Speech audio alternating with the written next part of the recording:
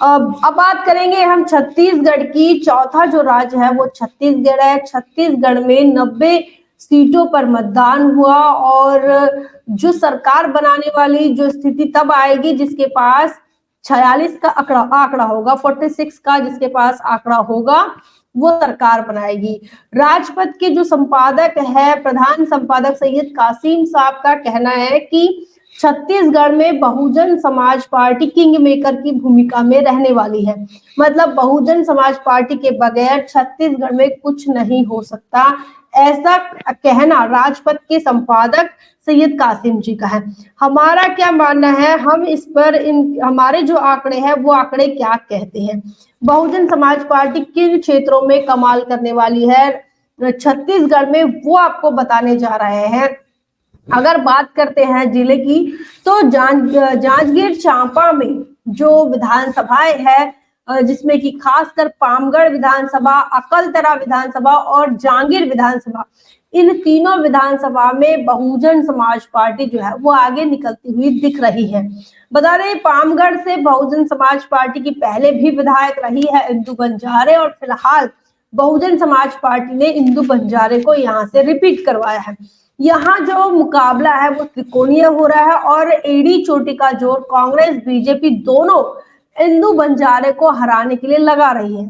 यहाँ दलित, ओबीसी और आदिवासी इस प्रकार का समीकरण काम करेगा। ये समीकरण जिसके पास होगा उसके पास ये जो पामगढ़ की सीट है वो जाएगी। और इसके पहले दलित, आदिवासी, ओबीसी वोटर्स को एक साथ लाने में इंदु बंजारे सफल हुई थी और इसी वजह से ये सीट बसपा के खाते में गई थी।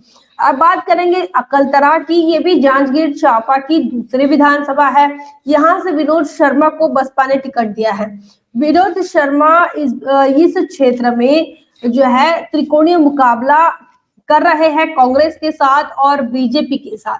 यहाँ दलित, सवर्ण, ओबीसी और आदिवासी ये चारों जातीय समीकरण के साथ ही जो है वो जीता जा सकता है। ये चारों कम्युनिटीज ये निर्णायक भूमिका में रहेंगी। तो यहाँ से विनोद शर्मा जो है वो बसपा के टिकट से चुनावी मैदान में है। बात करेंगे इसी जांजगीर चांपा जिले की तीसरी विधानसभा जांजगीर की। तो जांजगीर से बहुजन समाज पार्टी के राधेश्याम सूर्यवंशी यहाँ पर मैदान में है और यहाँ सीधी टक्कर बीजेपी के साथ हो रही है।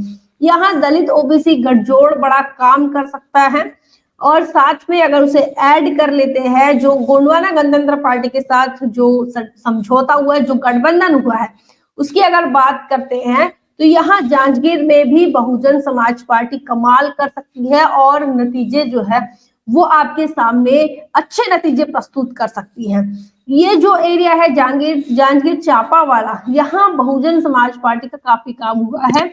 लगभग यहाँ की लोकसभा से पराग जी अगर हम गलत नहीं है तो इन्हीं क्षेत्र से मानवर कांचीराम साहब लोकसभा का चुनाव लड़े थे। सही बात है जी बिल्कुल। और पामगढ़ इसके पहले भी बसपा के खाते में रही है जी, 2 बार वहां से विधायक भी रह चुके हैं जो दाऊराम रत्नाकर जी है और उसके बाद अभी इंदु बंजारे पिछले बार में रहे, उसके पहले भी रही। तो यहाँ तो यहाँ पर दाऊराम रत्नाकर जी जो है अभी जो मसूरी के विधायक के लिए जिसको टिकट दी मसूरी विधानसभा से चुनावी मैदान में, वो इसके पहले पामगढ़ से जीत चुके हैं। तो यहाँ पर ये जो 2 बार बसपा के पास रही है तो ये सीट महत्वपूर्ण हो जाती है और यहाँ पर इसीलिए एड़ी चोटी का जोड़ कांग्रेस बीजेपी लगा रही है कि इंदु बंजारे को हराया जा सके। यहाँ से बहुजन समाज पार्टी की जो मजबूती है उस मजबूती को ध्यान में रखकर बीजेपी कांग्रेस जो है बड़ा प्रयास कर रही थी।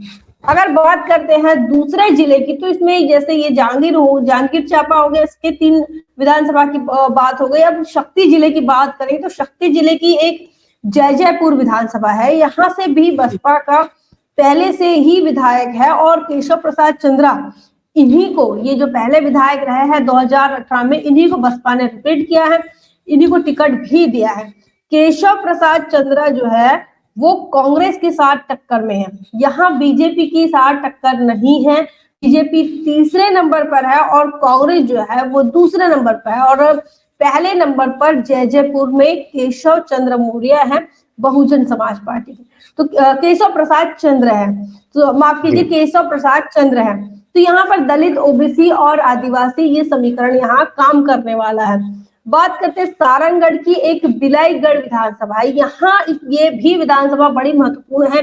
पिछले बार भी ये बड़े ही कम मार्जिन से बहुजन समाज पार्टी से ये जो सीट है वो रह गई थी। इस बार बड़ी ताकत के साथ बहुजन समाज पार्टी ने बिलाईगढ़ विधानसभा से श्याम टंडन को मैदान में उतारा है और यहाँ बीजेपी के साथ कड़ी टक्कर है। और यहाँ की जो बात करें तो यहाँ बीजेपी के साथ कांग्रेस के साथ टक्कर में है और श्याम टंडन बड़े ही मजबूत व्यक्तिमत्व है एक पर्सनली अगर देखा जाए, और वहां बहुजन समाज पार्टी भी अपने आप में मजबूत है। अगर दलित आदिवासी वोट बैंक अगर कमाल करता है, ये जो गठबंधन कमाल करता है, तो जो भी रही कसर है वो यहाँ का ओबीसी पूरा कर सकता है और निर्णायक भूमिका में ओबीसी रह सकता है। और ये जो बिलाईगढ़ विधानसभा है सारंगगढ़ की, ये बसपा के खाते में आ सकती है। यहाँ से बसपा की जीत जो है वो पक्की हो सकती है। बिलासपुर की बात करें तो मसूरी विधानसभा है, बिलासपुर में पंडरिया विधानसभा है, बिलासपुर में सारंगगढ़ है और बेलतरा है। तो अगर बेलतरा है, तो अगर मेरा प्रोनाउंसिएशन सही नहीं है तो ये मसूरी, पंडरिया, सारंगगढ़ और बेलतरा विधानसभा है। तो यहाँ से भी बसपा जो है अपनी जीत दर्ज कर सकती है।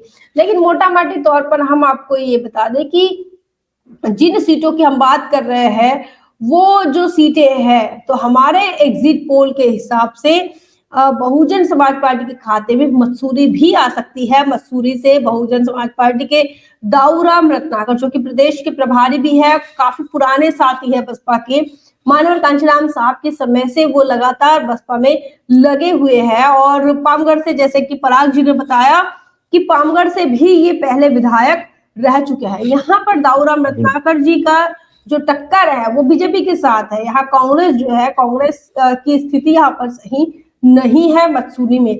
अगर पंडरिया की बात करते हैं तो यहाँ पर जो चैतराम राज है, इनको बसपा ने टिकट दिया है। इसके पहले चैतराम राज इसी विधानसभा से चुनाव लड़े थे, पंडरिया से 35,000 वोट उन्होंने लिया था। इस बार फिर बहुजन समाज पार्टी और गोंडवाना गणतंत्र पार्टी के गठबंधन के चलते चैतराम राज को फिर से यहाँ पर जो है टिकट दिया गया है। अब यहाँ दलित और आदिवासी का जो वोट है वो डिसाइड करेगा कि यहाँ किसकी सरकार बनेगी। तो आपको ये बता दें कि लगभग ये 7 से 8 विधानसभा जो है सारंगगढ़, बेलतरा को पकड़कर अगर हम बात करते हैं तो ये लगभग 10 विधानसभाओं के करीब छत्तीसगढ़ जो है वो पहुंच रहे हैं। तो 5 से 10 सीटों के बीच बहुजन समाज पार्टी जो है वो कमाल करने जा रही है छत्तीसगढ़ में। और जैसा कि हमने बताया कि राजपथ के जो संपादक है कासिम सर, उनका कहना ये है कि छत्तीसगढ़ में बहुजन समाज पार्टी जो है वो किंग मेकर की भूमिका में रहेगी। चूंकि बहुजन समाज पार्टी की राष्ट्रीय अध्यक्ष कुमारी मायावती जी ने भी ये कहा है कि हम अब सरकार में शामिल होंगे, और सरकार में शामिल होने की बात बहुजन समाज पार्टी ने कही है। अब पहले की तरह बाहर से समर्थन नहीं दिया जाएगा, बल्कि इसी के साथ साथ बहुजन समाज पार्टी जो है वो अपने शर्तों के आधार पर समर्थन देगी।